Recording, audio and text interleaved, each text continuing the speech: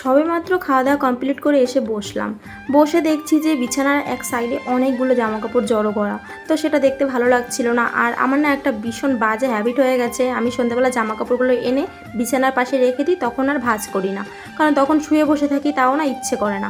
তো তারপরে যখন খাওয়া দাওয়া করে এসে শোবো, তখন দেখছি যে দেখতে খুবই বাজে লাগছে। আর তখন আমি এরকমই শোয়ার আগে আগে প্রতিদিন ভাঁজ করে তারপর গুছিয়ে তারপর রেখে দিই। একটা বাজে অভ্যাস হয়ে গেছে বলতে পারো। তার আগে বসে থাকলেও ইচ্ছে করে না করতে। আর খাওয়া দাওয়ার পরে এসে না আমার কিরকম একটা বমি বমি লাগছিল।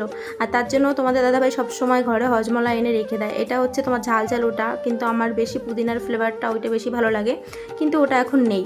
আর বিশেষ করে আমার বাসে ট্রেনে জার্নি করলেও না এরকম বমি বমি লাগে, জানি না কেন, ছোটোবেলা থেকেই।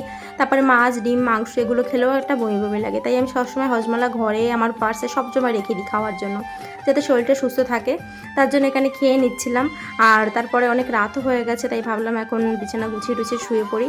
আর তারপরে দেখছি যে হঠাৎ করে মনে পড়েছে আমি ড্রপ দিইনি চোখে, আর এই ড্রপটা দিতে না মাঝে মাঝেই ভুলে যাচ্ছি। তাই এখন একটু ড্রপটাও চোখে দিয়ে নিলাম। যে এই ড্রপ দিয়েছি রীতিমতো চোখ থেকে অঝরে জল বেরিয়ে যাচ্ছে, যেভাবে কান্না করে সেরকম।